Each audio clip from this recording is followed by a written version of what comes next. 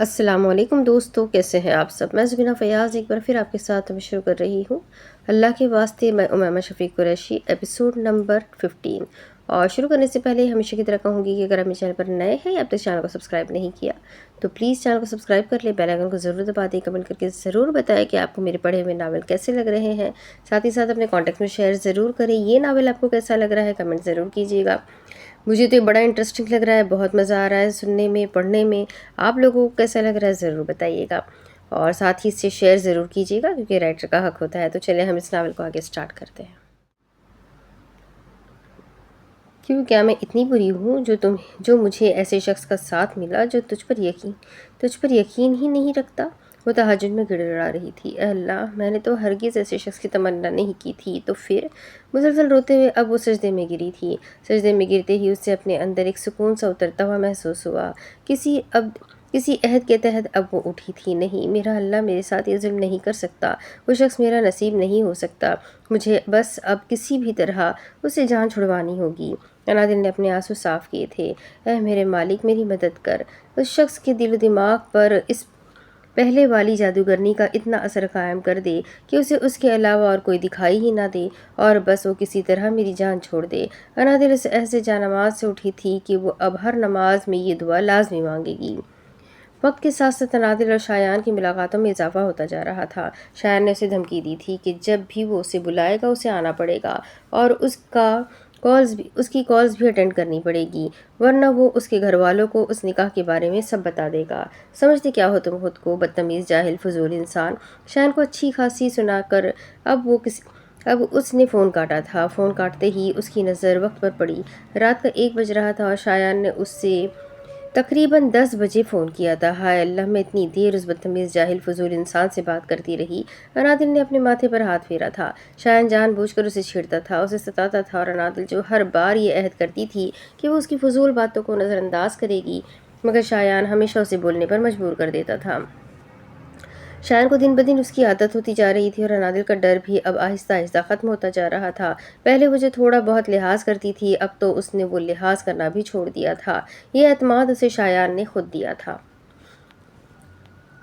امی، یہ سب ٹھیک نہیں ہے۔ پہلے یہ اشفا اس لڑکی سے ملنے اس کے گھر جاتی رہی ہے، اور اب آپ نے اسے گھر بلا لیا۔ ارمان کو اب عینی نام کی لڑکی سے شدید چڑ ہو گئی تھی، کیونکہ اب اشفا سمیت سب گھر والے بھی اس کا راگ الاپتے تھے۔ ارمان، آخر تمہیں اس بیچاری سے مسئلہ کیا ہے؟ ماشاءاللہ سے اتنی پیاری بچی ہے۔ شمائلہ بیگم کے لہجے میں خفگی تھی۔ ہاں، بہت۔ ارمان نے تاپ سے سر جھٹکا اور آگے بڑھ گیا۔ عنایا کی ملاقات ارمان کے گھر والوں سے ہو چکی تھی، اور سب کو ہی وہ بہت پسند آئی تھی۔ ارمان ابھی لاؤنج میں داخل ہوا تھا۔ سامنے عنایا کو بیٹھے دیکھ اسے شدید حیرت ہوئی۔ عنایا کی نظر ابھی ارمان پر نہیں پڑی تھی۔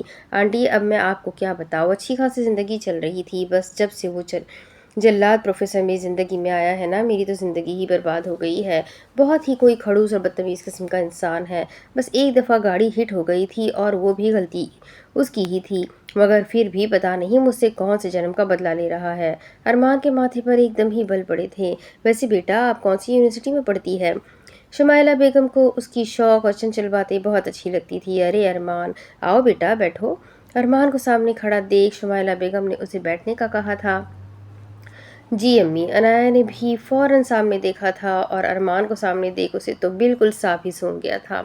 ارمان بالکل عنایا کے سامنے رکھے صوفے پر ٹانگ رکھ کر بیٹھ گیا۔ بیٹا، ان سے ملو، یہ ہے عنایا، جنہوں نے اس دن اشفا کی مدد کی تھی، اور عنایا، یہ میرے بیٹے ہے ارمان، یہ یونیورسٹی میں پروفیسر ہے۔ اوہ، تو آپ ہی عینی ہیں؟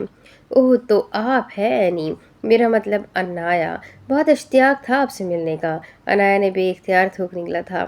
آج کا تو دن ہی خراب تھا۔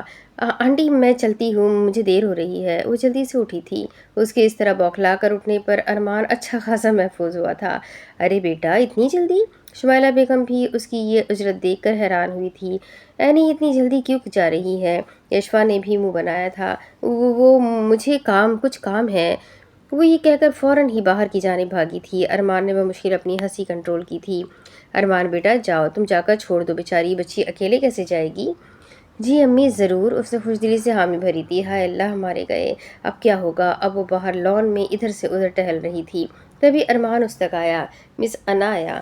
اس کی آواز پر ڈر کے مارے اچانک ہی انایا کا پیر پھسلا تھا۔ اس سے پہلے کہ وہ گرتی، ارمان نے بروقت اسے تھاما تھا۔ انایا کی کلائی اب ارمان کی گرفت میں تھی۔ دونوں کے دل نے ایک ساتھ ہی بیٹ مس کی تھی۔ انایا نے فوراً اپنا ہاتھ اس کی گرفت سے چھڑوایا تھا اور ارمان کو پہلی بار وہ اچھی لگی تھی۔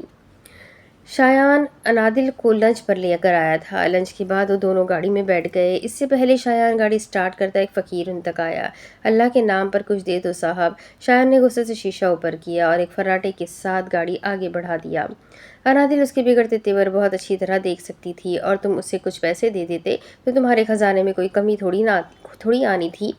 بالآخر اس نے اپنی دل کی بات کہہ ہی ڈالی۔ اچھے سے جانتا ہوں ان لوگوں کو، مانگنا ان کا پیشہ ہے، بس اسی وجہ سے نہیں دیا۔ شایان نے سرسری سے انداز میں جواب دیا۔ تم جھوٹ کیوں بول رہے ہو؟ جھوٹ؟ کیا مطلب؟ شایان نے اس کی طرف دیکھا تھا۔ تم نے اسے پیسے اس لیے نہیں دیے نا کیونکہ وہ اللہ کے نام پر تم سے مانگ رہا تھا۔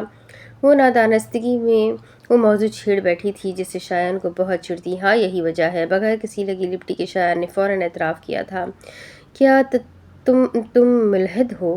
انادل نے دھڑکتے دل سے پوچھا تھا، جس پہ شایان نے تعصب سے اس کی طرف دیکھا۔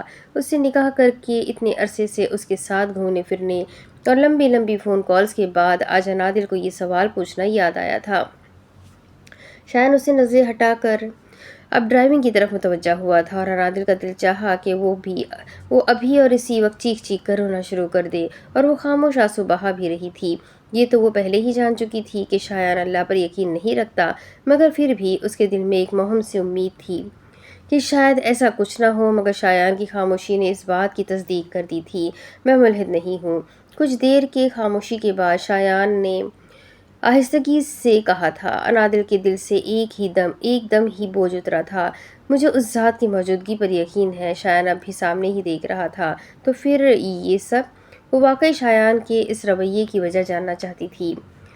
بس مجھے اس کے ذکر سے چڑ ہے۔ اس کے قرآن کی آیتیں مجھے تکلیف دیتی ہے۔ شایان کی آنکھوں کے سامنے اپنی ماں کے مردہ وجود کا سایہ لہرایا تھا۔ کیوں؟ انادل، میں تمہیں آخری بار سمجھا رہا ہوں، آج کے بعد مجھ سے اس موضوع پر بات مت کرنا۔ وہ انادل کو کچھ بھی سخت نہیں کہنا چاہتا تھا۔ تمہیں کیوں اس پاک ذات کے نام سے اتنی چڑ ہے؟ وہ بھی انادل تھی، اتنی آسانی سے کیسے ہار مان سکتی تھی؟ تمہیں ایک بار میں سمجھائی بات سمجھ کیوں نہیں آتی؟ شایان نے اپنا غصہ ضبط کرنے کی بھرپور کوشش کی تھی۔ تم سمجھا دو نا۔ وہ آج کسی صورت پیچھے ہٹنے والی نہیں تھی۔ مجھے کچھ نہیں سمجھانا۔ شایان نے چیخ کر ایک دم ہی گاڑی کو بریک لگائی تھی۔ انادل کا دل بری طرح سہم گیا تھا، مگر اس نے فوراً ہی خود کو مضبوط کیا تھا۔ کیوں نہیں سمجھانا؟ آخر کیوں؟ تمہیں اللہ کے ذکر اور دعا سے اتنی چڑ ہے؟ کیونکہ میں جانتا ہوں کہ وہ کسی کی نہیں سنتا، اور دعائیں بھی سب بیکار ہے۔ وہ پھٹ پڑا تھا۔ اور تم یہ سب کس بنیاد پر کہہ رہے ہو؟ وہ اسے کرید رہی تھی۔ Okay fine. شایان نے گویا ہار مانی تھی۔ تم جاننا چاہتی ہو نا تو سنو۔ میں ایک ایسے شخص کو جانتا ہوں جس نے تا عمر اللہ کی عبادت کی، اسے سجدے کیے، اس کے لیے روزے رکھے اور صدقے دیے، غرض کے ہر کام کیا، کبھی کوئی شکوہ نہیں کیا، ہمیشہ شکر کیا۔ اس نے اللہ سے صرف ایک چیز مانگی تھی۔ مگر شایان کے لہجے میں نمی تھی۔ مگر کیا؟ مگر وہ چیز اسے نہیں ملی۔ وہ گڑگڑایا تھا، بہت رویا تھا، بھیک بھی مانگی تھی، مگر پھر بھی اس ذات کو اس پر رحم نہیں آیا۔ اس نے سب کچھ چھین لیا، سب کچھ۔ شایان کی آنکھیں غصے اور بے بسی سے بالکل لال ہو چکی تھی۔ اس سب کا تو یہی مطلب ہے نا کہ اس نے بس کائنات بنا کر ہم انسانوں کو اس میں بسا کر ہمیں بالکل اکیلا چھوڑ دیا ہے، اور اس سے اب کسی بھی چیز سے کوئی سروکار نہیں۔ تم ٹھیک کہہ رہے ہو، وہ واقعی ہر چیز سے بے نیاز ہے۔ انادل کی یہ تائید شایان کو حیرت میں مبتلا کر گئی تھی۔ اسے واقعی کسی چیز سے کوئی سروکار نہیں۔ اسے ہماری نمازوں، عبادتوں، صدقوں، غرض کے کسی چیز سے کوئی سروکار نہیں۔ اسے ان سب چیزوں سے کوئی فرق نہیں پڑتا۔ اس کی عبادت کے لیے فرشتے بہت ہیں۔ اگر کسی کو واقعی فرق پڑتا ہے تو وہ ہے ہم انسان۔ اس پاک ذات کو ہماری عبادتوں کی ضرورت نہیں ہے، بلکہ ہمیں خود اپنی عبادتوں کی ضرورت ہے۔ انادل ایک لمحے کے لیے خاموش ہوئی تھی، اور شایان اس کے بولنے کا انتظار کرنے لگا۔ ہو سکتا ہے کہ اس شخص نے دل سے دعا نہ مانگی ہو۔ نہیں، اس نے بہت خلوص سے دعا مانگی تھی، بلکہ بھیک مانگی تھی۔ شایان جیسے اسے یقین دلانا چاہتا تھا۔ پھر اسے چاہیے کہ وہ صبر کے ساتھ بار بار دعا مانگے، کبھی نہ کبھی تو اسے وہ چیز مل ہی جائے گی۔ ناممکن، وہ استہزائیہ ہنسا۔ اللہ کے لیے کچھ بھی ناممکن نہیں ہے۔ لہجہ پر اعتماد تھا۔ تم میری بات سمجھ نہیں رہی۔ اس شخص کے پاس وہ قیمتی چیز تھی مگر اس نے وہ کھو دی، ہمیشہ ہمیشہ کے لیے۔ اس کی آواز میں ایک بار پھر نمی گھلی تھی۔ ہو سکتا ہے کہ یہ اس کی آزمائش ہو، انادل نے نرمی سے کہا تھا۔ آزمائش؟ ہاں، آزمائش۔ اللہ اپنے پسندیدہ بندوں کو ضرور آزماتا ہے۔ لفظ پسندیدہ پر وہ بری طرح ٹھٹکا تھا۔ مگر ہم انسانوں کو چاہیے کہ اس آزمائش کے موقع پر ثابت قدم رہے، ورنہ بعد میں پچھتاؤ کے سوا کچھ بھی نہیں بچتا۔ شایان بہت انہماک سے اس کی باتیں سن رہا تھا۔ اچھا خیر یہ سب چھوڑو، میری ایک بات کا جواب دو۔ ایک جنگل میں ایک بندر کو ایک کیلوں کا گچھا کہیں پڑا ہوا دکھتا ہے۔ وہ بہت خوش ہوتا ہے کہ آج تو اس کی قسمت اس پر مہربان ہوئی، لیکن اصل میں یہ ایک شکاری کی چال ہوتی ہے تاکہ وہ بندر کو پکڑ سکے۔ اس نے جان بوجھ کر وہ کیلے وہاں رکھے ہوتے ہیں تاکہ جیسے ہی بندر وہاں تک آئے وہ فوراً ہی جال میں پھنس جائے۔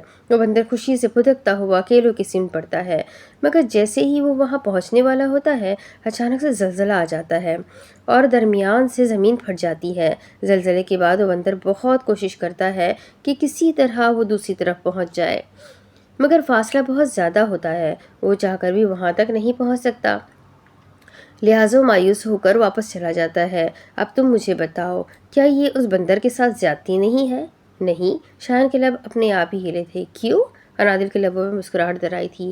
کیونکہ اگر وہ دوسری طرف چلا جاتا تو ہمیشہ ہمیشہ کے لیے اپنی آزادی کھو دیتا۔ شایان بنا کچھ سوچے سمجھے اس کے سوالات کا جواب دینے لگا۔ انادل کی صحبت اب اسے اچھی لگنے لگی تھی۔ تم ٹھیک کہہ رہے ہو، مگر یہ بات اس بندر کو کون سمجھائے؟ وہ تو مسلسل اپنی قسمت کو کوس رہا تھا، تمنا کر رہا تھا کہ کاش وہ زمین نہ پھٹی ہوتی تو وہ کب کا ان کیلوں تک پہنچ جاتا۔ تم کہنا کیا چاہتی ہو؟ یہی کہ بہت ساری ایسی چیزیں ہوتی ہیں جو ہم نہیں جانتے اور سمجھتے مگر اللہ سب جانتا ہے، اور اس شخص سے اس کی بہت زیادہ قیمتی چیز چھین لی گئی ہے، تو اس کا یہ مطلب بھی تو ہو سکتا ہے نا کہ اسی میں اس کی بہتری ہو۔ کیسی بہتری؟ ایک انسان سے اس کے جینے کی وجہ چھین لینا یہ کہاں کا درست فیصلہ ہے؟ وہ ایک بار پھر چیخ اٹھا تھا۔ تم وہی بات کر رہے ہو جو وہ بندر کرتا ہے۔ اللہ کے ہر فیصلے میں کوئی نہ کوئی بہتری ہوتی ہے، اور یہ سب وقت کے ساتھ ہمیں خود ہی سمجھ آ جاتا ہے۔ ہاں، شایان نے تنفر سے سر جھٹکا تھا۔ آخر اس کی ماں کی موت میں کون سی بہتری ہو سکتی ہے؟ شایان کو لگا تھا کہ انادل اسے نہیں سمجھی، حالانکہ حقیقت میں شایان نہیں سمجھ سکا تھا، لیکن وقت اور حالات نے اسے ابھی بہت کچھ سمجھانا اور سکھانا تھا۔ کیا صرف یہی وجہ ہے تمہاری غفلت کی؟ انادل نے سوالیہ نظروں سے شایان کی طرف دیکھا۔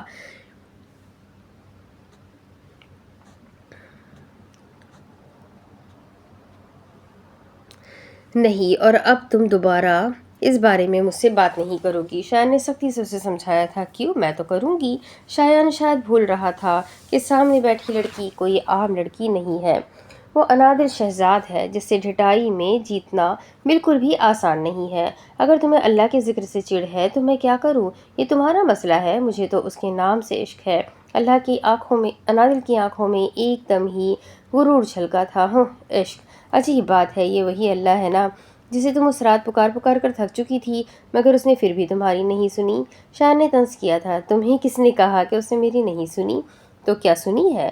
اس رات اگر میں تمہارے ساتھ کچھ کر دیتا پھر؟ وہ اسے بہت کچھ جتا گیا تھا۔ کچھ کیا تو نہیں نا؟ لہجہ اب بھی پر اعتماد تھا۔ میں بھی تو یہی کہہ رہا ہوں، میں نے تمہارے ساتھ کچھ غلط نہیں کیا، میں نے تمہیں بغیر رسوائی کے صحیح سلامت گھر پہنچایا۔ شایان نے میں پر زور دیا تھا۔ تمہارے اللہ نے کیا کیا؟ مجھ جیسے شخص کے رحم و کرم پر چھوڑ دیا، یہ ہے تمہارا اللہ۔ شایان نے اب کی بار فلک شگاف کہا لگایا تھا۔ ہاں ہاں ہاں ہاں، انادل بھی ہنسی تھی اور شایان تو بس اسے دیکھتا ہی رہ گیا۔ اس نے شاید پہلی بار انادل کو اس طرح کھل کر ہنستے ہوئے دیکھا تھا، مگر اس ہنسی کی وجہ وہ سمجھ نہیں سکا۔ What the hell is this؟ اس کی مسلسل ہنسی سے وہ جھنجھلا اٹھا تھا۔ افسوس ہوتا ہے مجھے تم پر، تم اسے نہیں سمجھ سکے۔ ارے یہی تو ہے میرا اللہ۔ دیکھو، جس شخص نے مجھے رسوا کرنا تھا، میرے اللہ نے اسی شخص کے ہاتھوں مجھے عزت کی چادر اڑوا دی۔ انادل نے میرے پر زور دیا تھا، اور شایان تو بس اس کے اعتماد پر حیران ہی رہ گیا۔ کیا مان تھا اس کے لہجے میں، یعنی اس کا کریڈٹ تم مجھے نہیں دو گی؟ شایان نے ناراضگی سے اس کی طرف دیکھا تھا۔ ہرگز نہیں، کیونکہ اللہ کی مرضی کے بغیر اس دنیا میں ایک پتا بھی نہیں ہل سکتا۔ اس نے انادل شہزاد کی عزت کو محفوظ رکھنا تھا، سو رکھ دیا۔ اس نے شایان میر کے ہاتھوں سے عزت کی چادر پہنانی تھی تو سو پہنا دی۔ وہ ایک بار پھر ہنسی تھی اور شایان کو اس کی ہنسی استہزائیہ لگی تھی، لہٰذا مزید کوئی بھی بات کیے بغیر اب اس نے گاڑی سٹارٹ کر دی تھی۔ آج میر ہاؤس میں ہر طرف خوشیوں کی جل ترنگ تھی، پورا بنگلہ برقی کمکموں سے جگمگا رہا تھا۔ میر حاکم تو خوشی سے پھولے نہیں سما رہے تھے۔ ڈیڈ، اب تو خوش ہیں نا آپ؟ شاہنواز میر نے اپنے باپ کے گلے لگتے ہوئے کہا تھا۔ خوش؟ میں آج بہت خوش ہوں، بہت زیادہ۔ اپنے اکلوتے پوتے کی پیدائش پر وہ واقعی بہت خوش تھے۔ اپنا وعدہ تو یاد ہے نا آپ کو؟ شاہنواز میر نے اپنے باپ کو یاد دہانی کروائی۔ ہاں، مجھے سب یاد ہے۔ میر حاکم نے اپنے بیٹے شاہنواز کی شادی اپنے دور کے رشتہ دار کے یہاں کروائی تھی۔ رقیہ بیگم ایک بہت ہی سادہ، پرسکون مزاج اور نہایت حسین خاتون تھی، لیکن پھر بھی وہ اپنے بے تحاشا حسن سے بھی اپنے شوہر کا دل نہیں جیت سکی تھی۔ شاہنواز میر اپنی یونیورسٹی فیلو کو پسند کرتے تھے اور انہی سے شادی کرنا چاہتے تھے، مگر میر حاکم کسی صورت خاندان سے باہر شادی پر رضامند نہیں تھے۔ شاہنواز میر نے بہت ضد کی مگر باپ کے فیصلے کے آگے ان کی ایک نہ چلی۔ شادی کے بعد ان کا اپنی اہلیہ کے ساتھ رویہ بالکل بھی اچھا نہ تھا۔ بات بے بات وہ انہیں ان کے کم پڑھے لکھے ہونے کا طعنہ دیتے تھے اور کبھی کبھار تو ہاتھ بھی اٹھاتے تھے۔ رقیہ بیگم ایک بہت ہی نیک اور صابر خاتون تھی۔ وہ چپ چاپ اپنے شوہر کا ہر ظلم برداشت کر لیتی تھی، محض اس امید کے ساتھ کہ ایک دن سب ٹھیک ہو جائے گا۔ شاہنواز میر نے شادی کی پہلی رات ہی رقیہ بیگم کو اپنی پسند کے بارے میں سب بتا دیا تھا اور انہوں نے کڑوے گھونٹ کی طرح اس حقیقت کو اپنایا تھا۔ شاہنواز میر کا رویہ اب دن بدن خراب ہوتا جا رہا تھا۔ وہ کسی بھی صورت رقیہ بیگم سے جان چھڑوانا چاہتے تھے۔ اس سے پہلے کہ وہ انہیں طلاق دیتے، رقیہ بیگم کی ماں بننے کی خبر نے ان کے پیروں میں زنجیر باندھ دی۔ میر حاکم نے انہیں کوئی بھی انتہائی قدم اٹھانے سے روک دیا تھا اور شاہنواز میر محض اس شرط پر راضی ہوئے تھے کہ وہ اپنے بیٹے کی پیدائش کے فوراً بعد ہی دوسری شادی کر لیں گے، جس پر میر حاکم نے کوئی اعتراض نہیں کیا، کیونکہ اب ان کی تمام تر امیدیں اپنے پوتے شایان میر سے جڑی تھیں۔ شاہنواز میر دوسری شادی کر کے اپنی دوسری بیگم کے ساتھ بیرون ملک میں رہائش پذیر تھے۔ ان کے اس فیصلے پر رقیہ بیگم نے بغیر کسی واویلے کے صبر سے سر جھکا لیا تھا۔ اب ان کی تمام تر توجہ اپنے بیٹے کی بہترین پرورش پر تھی۔ مما، آپ؟ ابھی وہ اپنے کسی کام سے رقیہ بیگم کے کمرے میں آیا ہی تھا کہ ان کے ماتھے پر نیل کا نشان دیکھ کر اس کی آنکھوں میں لہو دوڑ آیا۔ کیا ہوا شایان؟ کچھ چاہیے تھا بیٹا؟ رقیہ بیگم نے ہمیشہ کی طرح مسکرا کر پوچھا تھا۔ شایان محض ان کی اکلوتی اولاد ہی نہیں تھی بلکہ وہ ان کے جینے کا واحد سہارا بھی تھا۔ آپ کے ماتھے پر کیا ہوا ہے؟ اس کے ہر انداز سے محض غصہ چھلک رہا تھا۔ یہ تو میرا پیر پھسل گیا تھا تو بس۔ انہوں نے نظریں چرائی تھی جبکہ شایان اب نہایت خطرناک تیور سے کمرے سے باہر گیا تھا۔ آپ کی ہمت کیسے ہوئی میری ماں پر ہاتھ اٹھانے کی؟ شاہنواز میر کل اتنے عرصے بعد پاکستان واپس آئے تھے اور ابھی وہ اپنے باپ کے کمرے میں موجود تھے، تبھی شایان آ کر دہاڑا تھا۔ یہ کیا بدتمیزی ہے شایان؟ میر حاکم کو اس کی یہ حرکت بالکل پسند نہ آئی تھی۔ یہ تو آپ اپنے بیٹے سے پوچھیں کہ آخر ان کی ہمت کیسے ہوئی میری ماں پر ہاتھ اٹھانے کی۔ اس نے غصے سے اپنی مٹھیاں بھیج لی۔ کیا دیکھا ڈیڈ؟ یہ ہے آپ کی بہو کی تربیت۔ دیکھے کیسے باپ سے سوال جواب کر رہا ہے۔ شاہنواز میر تو ویسے ہی رقیہ بیگم کو ذلیل کرنے کا موقع ڈھونڈتے تھے اور آج شایان کی بدولت انہیں ایک بار پھر یہ موقع مل گیا تھا۔ خبردار جو میری ماں کی تربیت پر انگلی اٹھائی تو۔ شایان نے انگلی اٹھا کر انہیں وارننگ دی تھی۔ دونوں باپ بیٹے آج ایک بار پھر آمنے سامنے آ گئے تھے۔ شایان؟ رقیہ بیگم بھی شایان کے پیچھے اب وہاں تک پہنچ چکی تھی۔ یہ کیا بدتمیزی ہے؟ معافی مانگو ابھی کے ابھی۔ انہوں نے شایان کو بازو سے پکڑ کر جھنجھوڑا تھا۔ مما، میں… خاموش، ایک دم خاموش۔ یہ سب سکھایا ہے میں نے تمہیں؟ شایان نے نظریں جھکا لی تھی۔ وہ دنیا میں کسی کے سامنے بھی کچھ بھی بول سکتا تھا مگر اپنی ماں کے سامنے وہ ہمیشہ سر جھکا لیتا تھا۔ اب کیا فائدہ اس ڈرامے کا؟ حقیقت میں تو تم ہی میرے خلاف میرے بیٹے کے کان بھرتی ہو۔ شاہنواز میر کے لہجے میں صرف حقارت تھی۔ نہیں، میں ایسا کیوں کروں گی؟ میں تو بس… چٹاخ! جملہ مکمل ہونے سے پہلے ہی ان کے گال پر شاہنواز میر کا بھاری بھرکم ہاتھ اپنی چھاپ چھوڑ گیا تھا۔ آگے سے زبان چلاتی ہو؟ وہ مزید آگ بگولا ہوئے تھے جبکہ اپنی آنکھوں کے سامنے اپنی ماں کی تذلیل پر شایان تو تڑپ اٹھا تھا۔ اس سے پہلے کہ وہ آگے بڑھ کر اپنے باپ کا گریبان پکڑتا، رقیہ بیگم نے اسے ہاتھ سے پکڑ کر روکا تھا اور آنکھوں ہی آنکھوں میں التجا کی تھی۔ وہ اس تذلیل کی عادی تھی۔ شاہنواز ہمیشہ ایسے ہی کبھی اپنے باپ کے سامنے اور کبھی ملازموں کے سامنے رقیہ بیگم پر ہاتھ اٹھاتے تھے، مگر آج انہوں نے پہلی بار اپنی اولاد کے سامنے ان پر ہاتھ اٹھایا تھا۔ معافی مانگو، نظریں جھکائے گویا جیسے انہوں نے شایان سے التجا کی تھی۔ I am sorry. معافی مانگنے کے فوراً بعد ہی وہ اپنی ماں کا ہاتھ پکڑتا وہاں سے چلا گیا تھا۔ شاہنواز، یہ کیا حرکت تھی؟ تمہارا بیٹا جوان ہو رہا ہے، اگر ایسے ہی اس کے سامنے اس کی ماں پر ہاتھ اٹھاؤ گے تو وہ باغی ہو جائے گا۔ میر حاکم اپنے بیٹے پر برسے تھے۔ تو ہو جائے، مجھے پرواہ نہیں۔ رقیہ کی اولاد سے مجھے کوئی توقع نہیں۔ میرا اصلی وارث بہت جلد اس دنیا میں آنے والا ہے۔ ان کے لہجے میں فخر تھا۔ مگر اس گھر کا وارث صرف شایان ہے۔ تمہیں دوسری شادی کرنی تھی، میں نے تمہیں اس کی اجازت دے دی تھی، مگر میری ایک بات یاد رکھنا، نہ تو میں اس بے حیا لڑکی کو اپنی گھر کی بہو تسلیم کرتا ہوں اور نہ ہی اس کی اولاد کا میری وراثت میں کوئی حق ہے۔ میر حاکم نے انہیں اپنا فیصلہ سنایا تھا۔ آپ ایسا کیسے کہہ سکتے ہیں ڈیڈ؟ وہ میری اولاد ہے۔ وہ تڑپ اٹھے تھے۔ مگر اس خاندان کا وارث نہیں۔ اس خاندان کا اور تمام جائیداد کا وارث صرف اور صرف شایان ہے۔ آپ میرے ساتھ ایسا نہیں کر سکتے۔ میں آپ کا بیٹا ہوں اور یہ سب کچھ میرا ہے۔ انہیں اپنے باپ کے ارادے کافی خطرناک لگ رہے تھے۔ تمہارا اب یہاں کچھ نہیں ہے، جو تھا وہ میں تمہیں بہت پہلے ہی دے چکا ہوں۔ اب یہ سب کچھ شایان کا ہے۔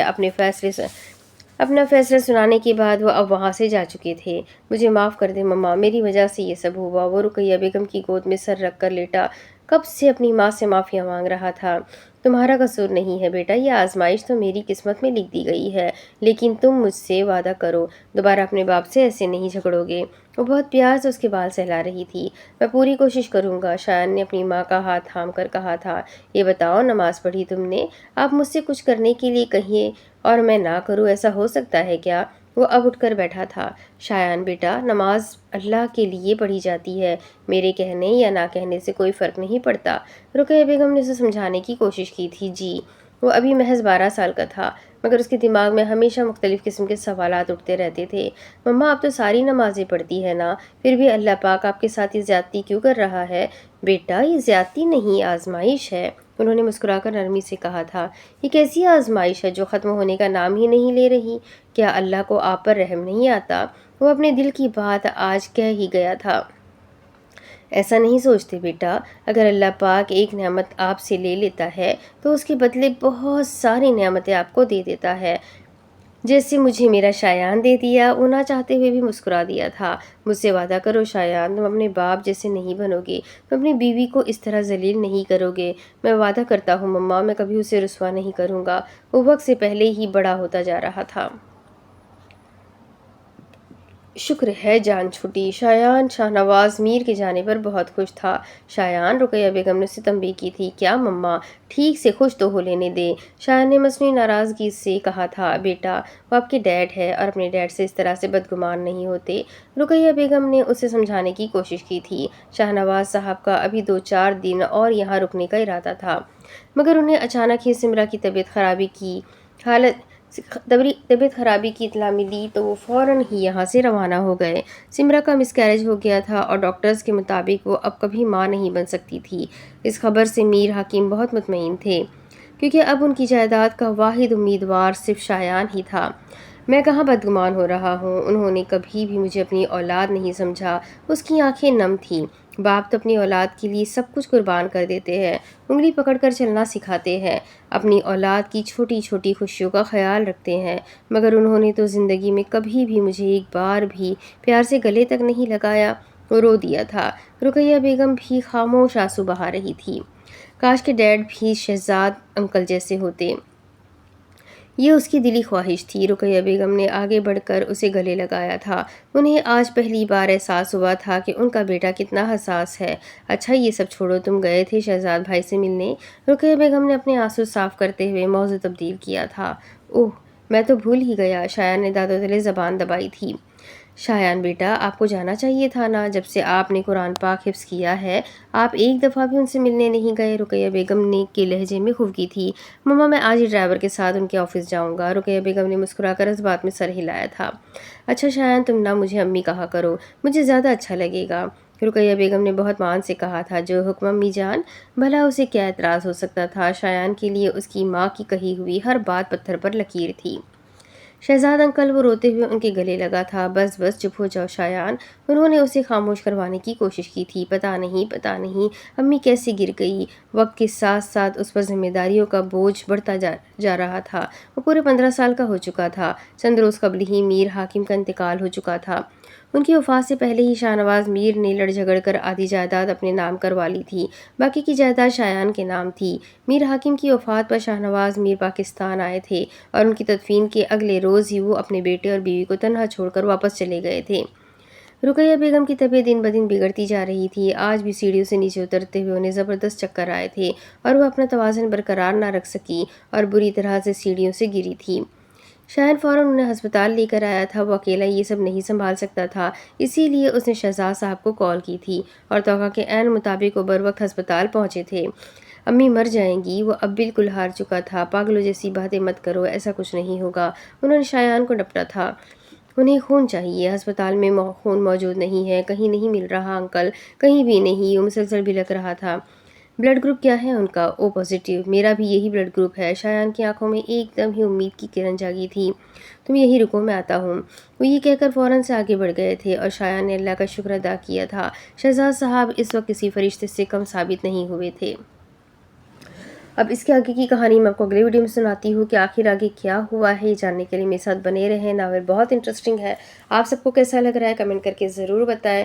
वीडियो को लाइक करें, चैनल को सब्सक्राइब करें, बेल आइकन को ज़रूर दबाएं। चलो मिलते हैं अगली वीडियो में, तब तक के लिए अपना खूब सारा ख्याल रखें, मुझे भी दुआओं में याद रखें। अल्लाह हाफ़िज़।